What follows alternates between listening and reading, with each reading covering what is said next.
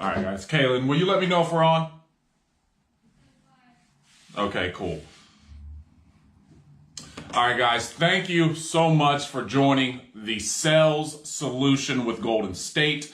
We're doing a live stream on Facebook right now. If you're on, I want to leave this thing open to if you want to ask any questions or anything you got going on. I'm more than willing to answer anything you got. I want to go over phone script today. We've had a lot of new agents coming on, maybe from different industries, maybe no background in sales, or maybe they were on the phone before doing some type of telesales or something like that, or never been on. And this is a completely different type of sell, different type of approach on the phone.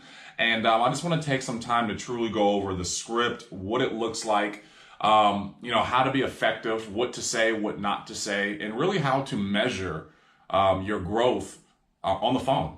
How do you measure that? What are you looking at? How do you truly, look at what you're doing, okay, and make the adjustments, without a bunch of delay. And, we really want to get this learning curve knocked out, okay? And once you get the phone, you never lose it. And that's the thing about it. It's like riding a bike. There's never a time where it's like, you may get a little bit too comfortable, get lazy and things like that. But as in your script and what to say, you don't lose it, but it's so hard to get. And that's the part, you know what I mean, to truly get it. So I want to, just first go back to the mind state of booking appointments. What does that, why are we so assumptive here at Family First Life? Okay. And you have to understand that the clients actually filled the form out. That's the first thing that's going to allow you to follow the script. And when I say script, very tongue in cheek, because if you hear folks book appointments, it never sounds the same. Well, maybe some people sound the same every single time, but the majority of agents that I hear, every time somebody picks up the phone, it's completely different. Like, if Mary picks up the phone and she's hello, it's going to be different than if George picks up the phone and he sounds like he just got off a jackhammer. It's going to be different, for every type of person. You're going to have to meet them where they are. And I think Shawn, when I started, that was the most important thing that he always told me. It was, I just thinking back, he was always like, dude, meet them where they are. You can't, you can't be, hi, this is Dominique, when Mary's just, hello, hi, Mary. I gotta match their tone and bring them to where I need them to be. Okay, so if George picks up the phone and George is, hello, I'm gonna say, George, not, hi, is this George? Because George, who just sounds like he got off a jackhammer, is gonna crush me if I don't meet him there. Okay, so when you communicate with people the way that they are communicating initially, you get them to pay attention to you. You get them to listen, and that will allow you to proceed with your, with your script and to be able to book the appointment. The mind state behind it is truly, it's truly just call them up and tell them you're coming over to the house. And when I heard that, when Shawn Meaike told me that initially, I was like, that doesn't really make sense. Like, what if they say this? What if they say that? And he goes, well, what if you just call them up, tell them you got a form they filled out, and that, you're going to be over there tomorrow. All right. And you got a few spots to fit them in, and tell them which one you're going to come over there and see them with. And it sounded so simple, but I made it so difficult. Like, I made it so difficult. The parts that I made the hardest, it sounds simple, but if I would call George, say I was calling George up, I would say, hi, is this George? A guy would pick up the phone and I would still say, hi, is this George? I don't know why. It just seemed like it was the right thing for me to do. It wasn't what Shawn was telling me to do. He just said, hey, when you call George up and a guy picks up the phone, you just need to say George. That's it. So, hello, George. Not, hi, is this George? Like, when my friends call me, and people I know call me, they don't say hi, Dom. They don't say, hi, is this Dominique? I say hello, and they say, Dom. I go, yeah, what's up? Dom, this is, oh, no, but now I'm paying attention. If anybody calls me up and goes, is this, I know they don't know me, and I know that this is awkward. Makes sense? So when I call people up, and when we call our leads up, no matter what type of lead, it's just their first name. So I'm calling Travis up. Travis. Hello? Travis. I call up Travis, and a woman answers the phone. Hello? Travis around? Speak to Travis.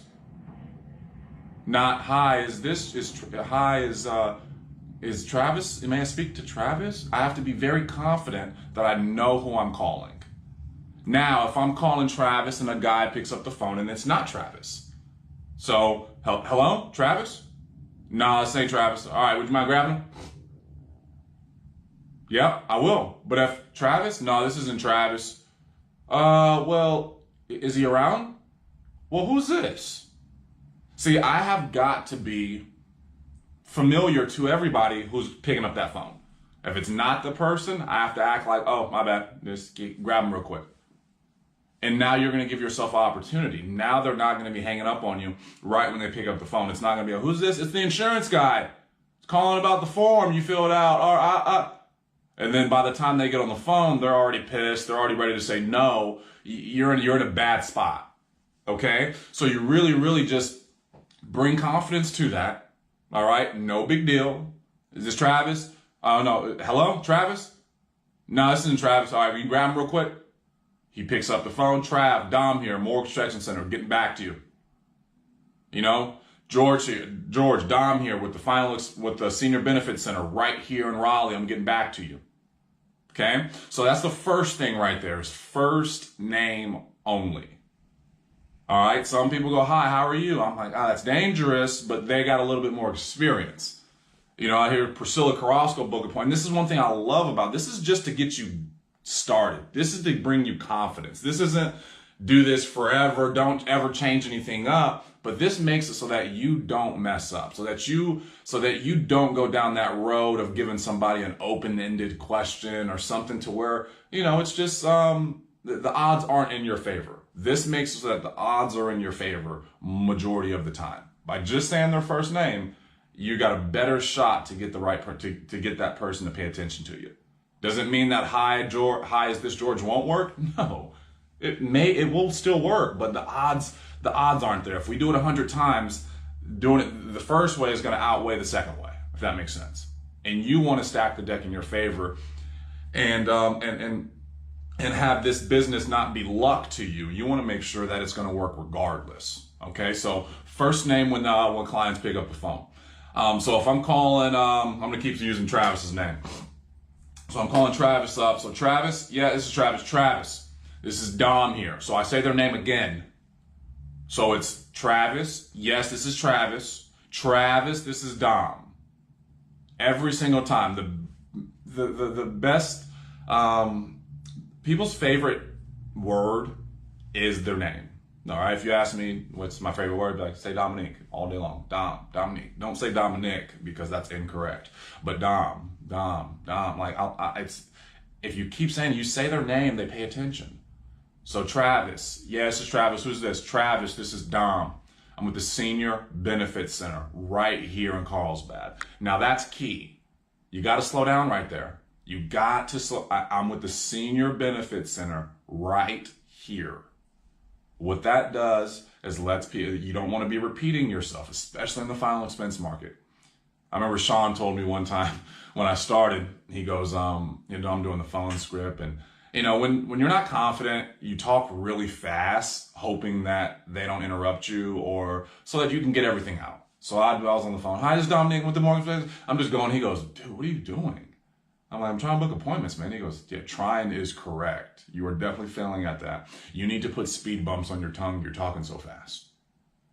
I said, that was a good joke, Shawn. That was a very good joke. But I was like, you know what? I do need to slow down because my whole phone script was me going, it's the card, the Senior Benefits Center. Who? What is this about? I would do that for the first 10, 15, 20 seconds on like every call. So I had to slow down. Travis. Yes, this is Travis. This is Dom.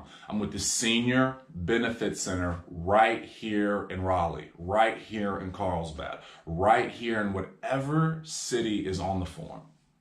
What that does, and I say right here, and I slow down right there, right here in Carlsbad, what that does is lets them know, Conrad likes to say he's the local guy, has the same effect. Lets them know that I'm not, that I'm not some, sales guy driving 4, 5, 6 hours to come see him. Now that may be the case, but they don't need to know that. That's not their problem. I'm just trying to get contact. I want to get in front of as many people as possible. That's it. So, Travis. Yes, it's Travis. Travis, this is Dom. I'm with the Benefit Center right here in Carlsbad. If it's mortgage, I'm with the Mortgage Protection Center right here. If it's EverQuote, okay, I'm with Family First Life. I'm with Family First Life right here in Getting Back to You. The lead type doesn't really matter, the script. It just matters where you're calling from and how you got their information. You just have to be very clear at the beginning of how that process took place. And after that, it doesn't even matter. After I confirm that, it's all the same on every type of lead. All right, so I'm going to run through each type of lead with the beginning. So let's do mortgage protection. Travis, ring, ring. Travis? Yes, Travis. Travis, this is Dom with the Mortgage Protection Center right here in Carlsbad. I'm getting back to you about the little letter you sent back to us about paying your mortgage off in the event you drop dead. Okay, that's direct mail. Ring, ring. Travis, hello? Hello? I'm sorry, it's really crazy role playing by yourself, but ring, ring. Hello? Travis? Yes, Travis. Travis, hi, this is Dom. I'm with the Mortgage Protection Center right here in Carlsbad. I'm getting back to you. You got a letter in the mail and then you called in for more information on that mortgage protection. I'm assuming you remember doing that, right? That's a call-in lead. Okay? Direct mail final expense. Travis, yes, Travis, Dom, I'm with the Senior Benefit Center right here in Carlsbad. I'm getting back to you about a little pink postcard that you sent back to us in the mail about the state-regulated final expense program. I'm assuming you remember doing that, right? That's direct mail. Final expense. Facebook. Travis, yep, Travis, it's Travis, this is Dom. I'm with the Senior Benefit Center right here in Carlsbad. I'm getting back to you. Okay, I actually like to say actually. I kind of like actually. It works pretty well. So I'm actually getting back to you about the post on Facebook about the state-regulated final expense program, and you put your favorite color was blue. I'm assuming you remember doing that, right? EverQuote, okay? Travis, yes, Travis, Dom here with Family First Life. I'm actually getting back to you about the request you made online about the life insurance benefit. I'm assuming you remember doing that, right? After that, it's all the same. So if you're like, oh, what's the phone script for this? It's just where you're calling from, what you're referring to. That's it. How did I get your information? All right. And then from there, all right, so I'm getting back to you I'm getting back to you about the form on Facebook about the state-regulated final expense program, life insurance program. Don't worry, whatever you're confident with saying, it will work. Okay, so I'm with this about the state-regulated life insurance benefit, and you put your favorite color was blue. Assuming you remember doing that, right? And they're gonna go yes, or they're gonna, if they say no, it doesn't matter. All right, so let's just say no, I don't remember that. All right, no problem. Is your favorite color blue? I just get right back to it if it's Facebook. All right, now if it's direct mail, all right, I'm assuming you remember sending that to us back in the mail. Not really. Okay, well, Tom, you put on here, or Travis, you put on here that you signed your name, and the T is like a really big T. Is that how you sign your name? Oh, yeah. Okay, cool. You're over there off 1211 Main Street, right?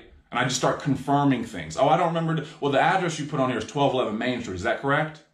Yes. You put 12/12/86 as your date of birth, right? Correct. All right, cool. My job is simple. Okay, so that I'm going to do it without any objections, but just go as if they did remember it. All right, so I'm assuming you remember doing that, right? Yes, I do. Great, Travis. My job is simple. I'm the field underwriter here in Carlsbad. My job is just to drop the information off to you, see if you qualify. It takes 10 or 15 minutes. Is there any reason why you won't be home tomorrow morning? And actually, let me back up a little bit because I got to ask if they're working or retired. That's my fault. All right, so I'm assuming you remember doing that, right? Yes. Okay, great. My job is simple, Tom. Or Travis, I'm sorry. My job is simple, Travis. All right. My job is to drop the information off to you, see if you qualify. It takes 10 or 15 minutes to do that. Do you work, Travis, or are you retired? I'm retired. All right, great, Trav. I got an appointment at 8:30. Any reason you won't be home 9 a.m. tomorrow morning? See, whenever I'm booking appointments, I always have appointments before, okay? Probably 2 appointments before. I got an 8 and an 8:30. Any reason you won't be home at 9? I got a 7 and a 7:45. Is there any reason you won't be home at 8? I got a 3 and a 3:30. Is there any reason you won't be home at 4? Okay, so let's get back to it. Now, I'm assuming you remember doing that, right? My job is simple. My job is to drop the information off to you. It's going to take 10 or 15 minutes. Do you work or are you retired? I work. Great. What time do you typically get off of work, Travis? See, that's key right there. All right, I don't know. Well, sometimes, what time do you typically get off? Typically is a word that I learned from Shawn. I knew what the word was, but put it in the phone script. It just gets people to think a little bit. If I say, what time do you get off? They're going to say, well, 5, but it's overtime sometimes, so I might not. But if I go, hey, what time do you typically get off? They're going to go, well, 5, but about 5:30. Then I take that 5:30 and I give it an hour. So every time they tell me they're going to get off of work at whatever time, I give an hour and I tell them what time that we're going to come over. Okay? So if I say, Travis, what time do you typically, you work or retired? I'm working. Great. What time do you typically get off of work during the week, Travis? I get off about 5. About 5? All right, Trav, I got one at 5 and 5:30. You'll definitely be home by 6, right? I'm just going to assume that it's going to take them less than an hour to get home from work. Most people's commute to work is about 20 to 30 minutes. So I'm giving them an extra half hour. Now, if it takes a little bit longer than that, okay, but the odds are in my favor that it's not going to take them longer than an hour. And me being crazy assumptive about that is going to allow them to go, yeah, I will be. So, what time do you typically get off of work, Trav? About 5 o'clock. Great. Okay, cool. I already have one at 5 and 5:30. What I'm going to do, you'll definitely be home about 6, right? Yeah, I'll be here. All right, so what I'm going to do is drop this off to you about 6:15, see if you qualify. Just make sure you have your ID out. We'll go over it, take about 10, 15 minutes. All right, see you then.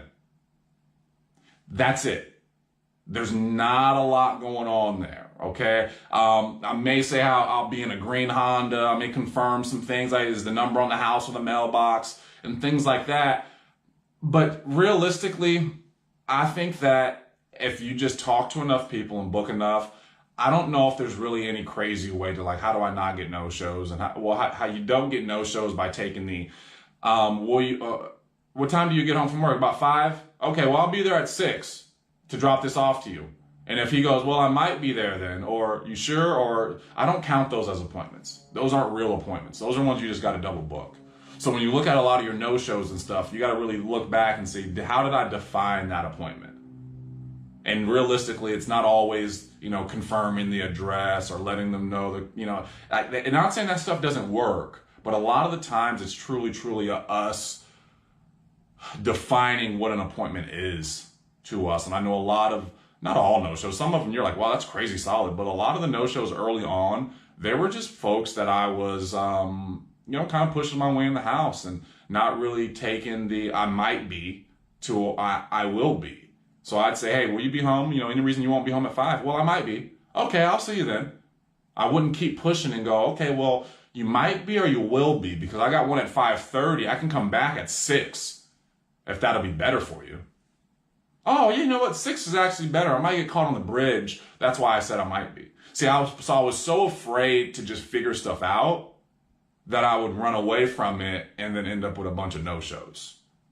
When really they weren't saying no, they were just saying I might be, I don't know, maybe, and who knows? You just got to define it. So a lot of this, your repetition on the phone and booking your appointments is going to be you defining what a solid appointment is. And if it's a trend for you to have a lot of no-shows, you got to really look back and say, okay, well, what happened there? Okay, so.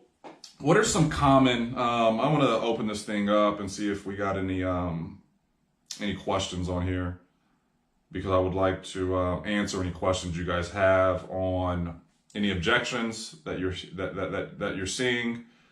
Anything that you got going on? Kaylin, do you see any questions on there?